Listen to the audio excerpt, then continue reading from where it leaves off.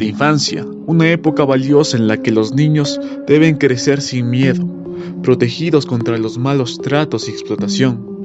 La infancia es más que una etapa entre el nacimiento y la edad adulta. Es donde la persona definirá su carácter, según cómo haya sido criado en esos años. Y para asegurar una buena infancia, se necesita de afecto paternal, juego y una buena educación, tanto en lo académico como en los valores. Pero, ¿siempre fue así? ¿Siempre se tuvo ese concepto del niño como el ser más puro y valioso? ¿Cómo se ha ido desarrollando la infancia a lo largo de la historia? ¿Y cuáles son los problemas que hoy en día atraviesa? Si quieres saber esto, acompáñame.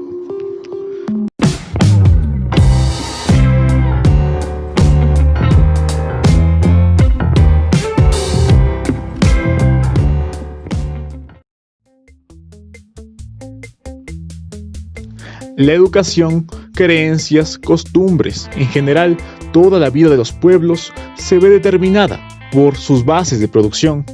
Por esto, para entender cómo se ha ido construyendo la infancia, debemos remontarnos al primer gran cambio en su construcción, y este es la transición de una economía basada en la caza y recolección a una economía basada en la agricultura.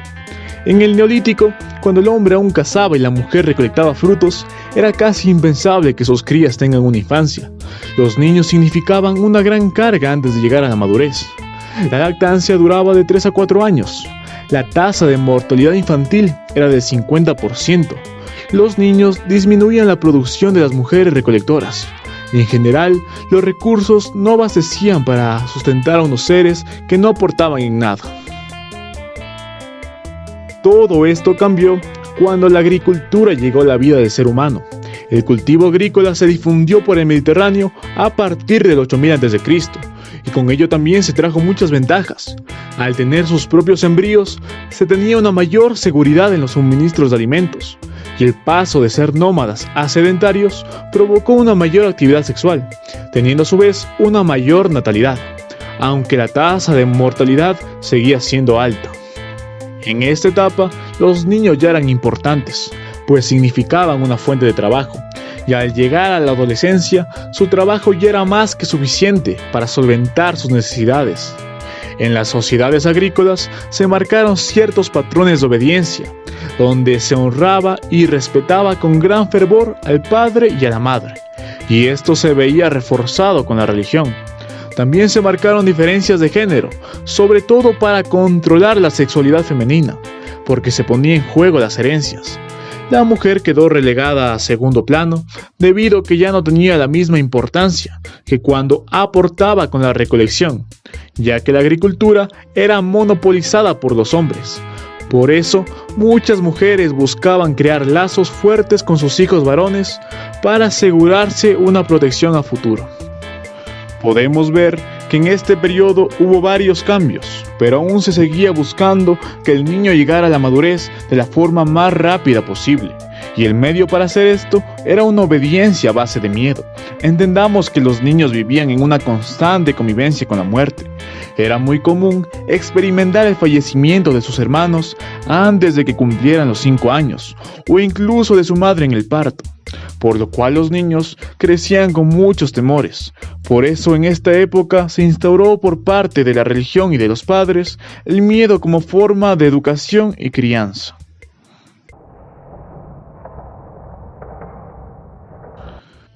Nos centraremos en la historia occidental, porque ha sido la que más ha influenciado en la infancia contemporánea.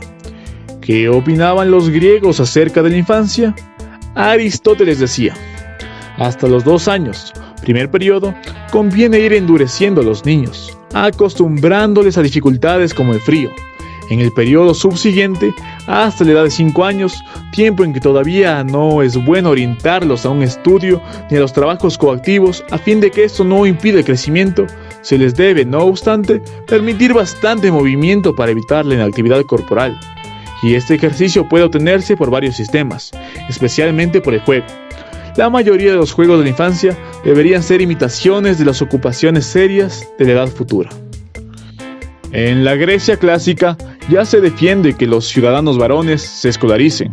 Primero, una instrucción informal hasta llegar a la pubertad, que consistía en leer, escribir y educación física. Después de eso, una instrucción formal, literatura, aritmética, filosofía y ciencia. Pero como todo cambia, en el Imperio Romano pierde la relevancia la educación liberal y peor aún la educación física y el deporte.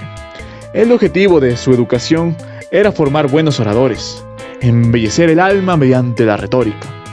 Su educación, en cambio, se dividía en 3 etapas: escuela elemental de los 7 a los 12 años, gramática de los 12 a los 16 y prosa, teatro y poesía, en sí lo que es la retórica, desde los 16 años. Cabe recalcar que las escuelas eran mixtas, solo en la primera etapa. De ahí en adelante, solo podían estudiar los varones de familias acomodadas, ya que se consideraba el estudio de la mujer como algo peligroso y próximo al libertinaje.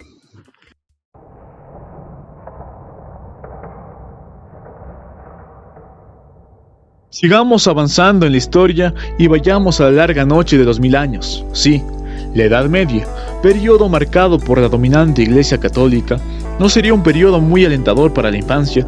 Se consideraba al niño como un ser perverso y corrupto que debe ser corregido.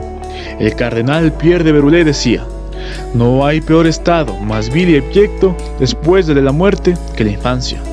Al tener esta concepción sobre los niños, era muy normal el castigo físico para criarlos y corregirlos en pos de formar hombres buenos a servicio de Dios, porque eso es lo que eran, unos homúnculos.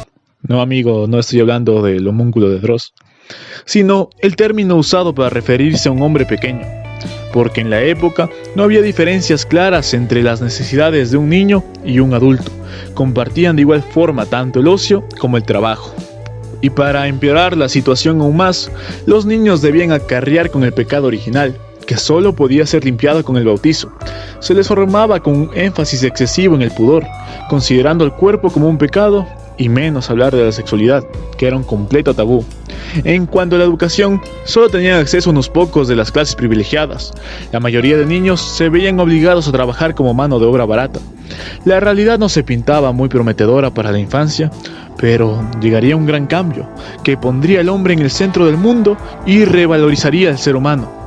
Estamos hablando del Renacimiento e Ilustración.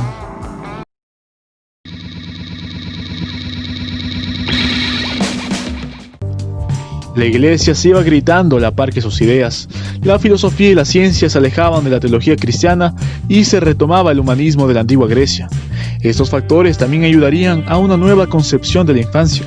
Surgieron varios pensadores interesados en la naturaleza infantil, entre ellos Erasmo, Luis Vives y Comenius. Este último adquirió gran relevancia. Comenius defendía la idea de una escuela para todos donde el niño aprenda jugando, idea muy innovadora para la época. Comenius es considerado el primer pedagogo de la historia y precursor de los nuevos métodos escolares. Su libro, La Didáctica Magna, es el primer manual de la técnica de enseñanza, con el cual siembra los fundamentos de la felicidad y de la solidez para enseñar y aprender. Otra figura importante sería el filósofo John Locke, quien aportaría con la famosa tabula rasa, o pizarrón en blanco, que consiste en que el ser humano nace con una conciencia totalmente limpia, y conforme va creciendo, ésta absorbe lo que capta en sus sentidos, o dicho de otra manera, la forma en que se vaya desarrollando una persona va a depender de su crianza. Esta visión del ser humano liberaría al niño de las ataduras que se le habían impuesto como un ser corrupto y malvado, pasando a ser considerado un ser moldeable. Estas ideas, lamentablemente en el Renacimiento, se quedarían en lo teórico, mas no en lo práctico, y tampoco se pudieron llevar a cabo en el periodo barroco, debido a la crisis política, económica y social que se vivió en Europa. En la Ilustración ya se vio los primeros esbozos del concepto de infancia moderna. La educación se consideraría un medio de transmitir conocimiento y cultura que ganaría popularidad. Uno de los pensadores más importantes e influyentes hasta nuestros tiempos sería el francés Jacques Rousseau.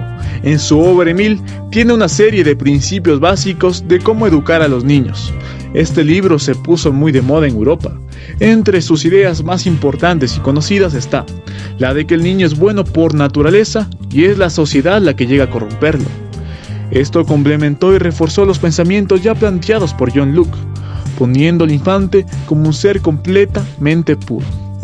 Pero al igual que en el Renacimiento y Barroco, esto solo quedaría en la parte teórica, y sería años más tarde, en el siglo XIX, donde se empezaría a poner todas estas ideas de forma práctica.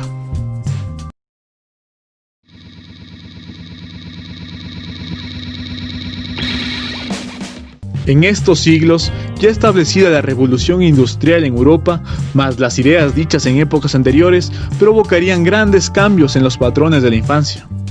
Como recordarán, los niños eran usados como mano de obra barata, pero al ser sustituido en gran parte el trabajo del hombre por la máquina, y además de que para adquirir un mejor empleo se necesitaba especialización, o sea, estudiar, los infantes pasarían de ser contribuyentes económicos a ser una carga para sus padres, que implicaban responsabilidades y gastos.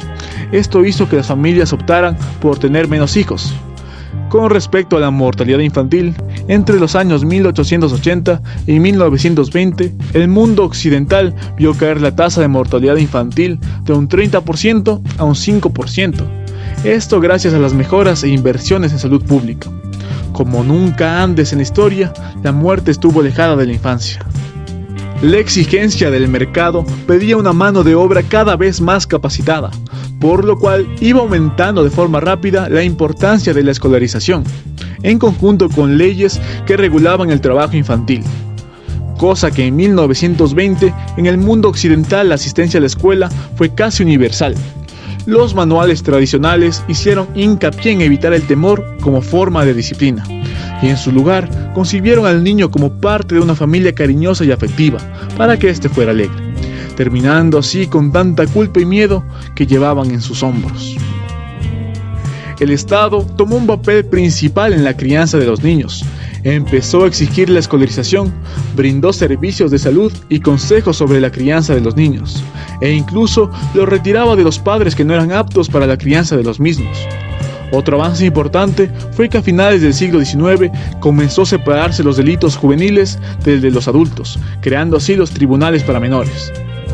Estos tres grandes cambios en educación, salud y derechos de los niños darían vida a una nueva forma de ver la infancia. Ya no eran esos seres viles que deben ser corregidos con maltrato y obligados a trabajar. Ahora eran los seres más puros y se buscaba mantener esa pureza e inocencia el mayor tiempo posible, siendo el juego y el afecto la forma de criarlos. Pero no todo cambio es perfecto, y una nueva concepción de la infancia traería también nuevos problemas y retos.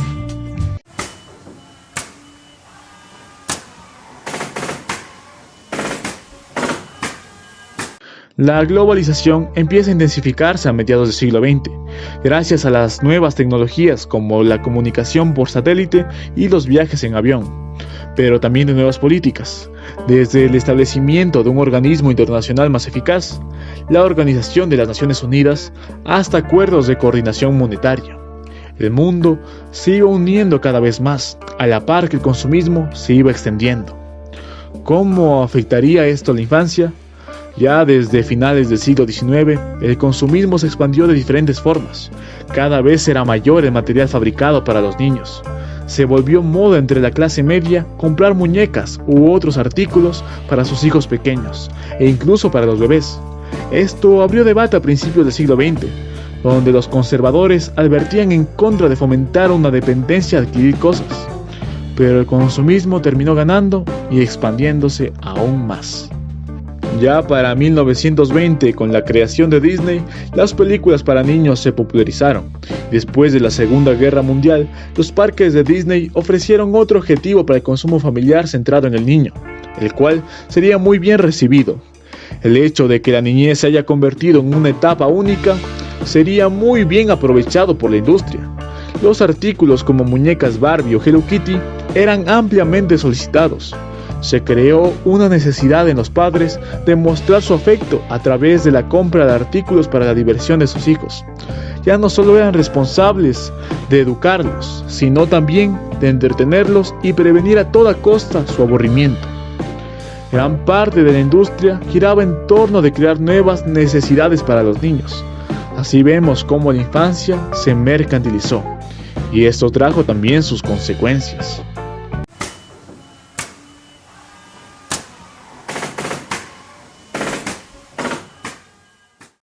Este nuevo concepto de la infancia tiene sus pros, pero también sus contras, y muchos de los problemas del niño actual los venimos acarreando de los siglos XIX y XX.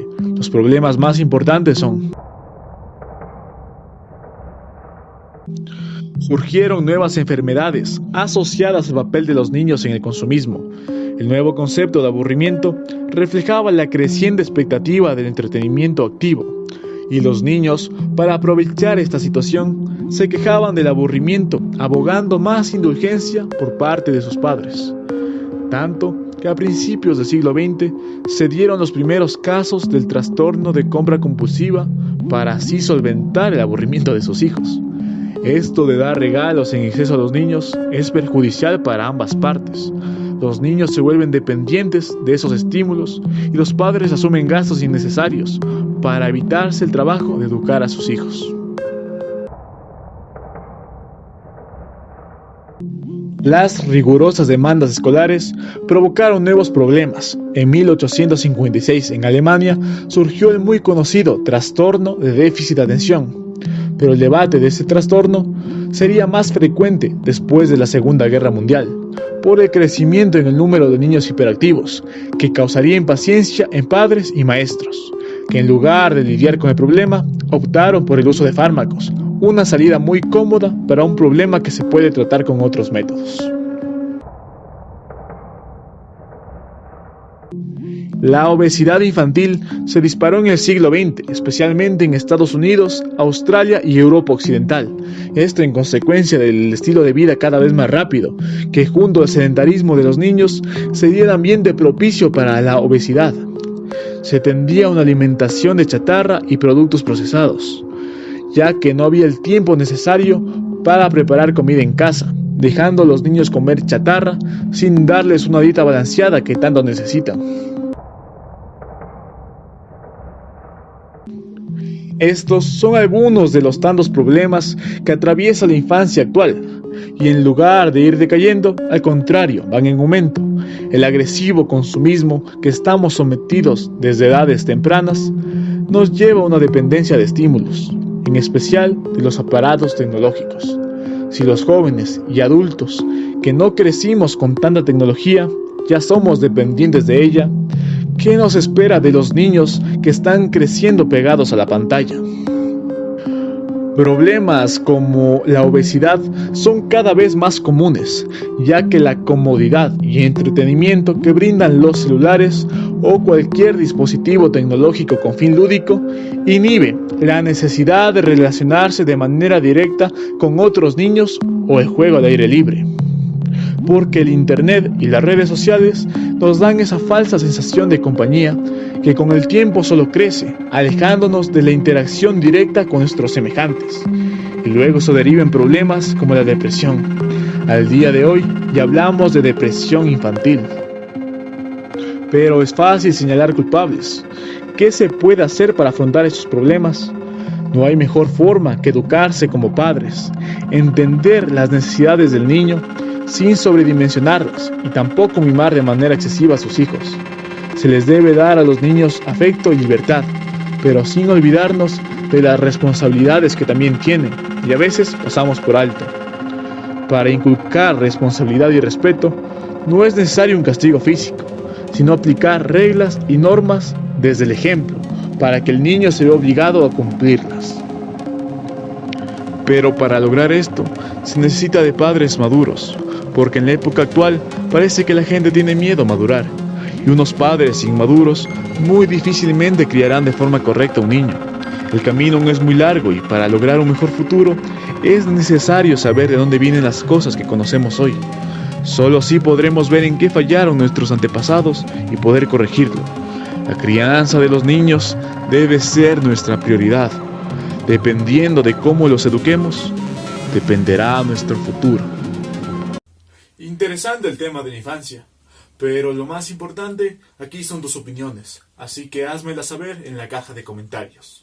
Si te ha gustado el video, dale like, comenta, suscríbete y comparte con tus amigos, eso me sería de gran ayuda. El material de referencia lo podrás encontrar en la descripción. Hasta la próxima.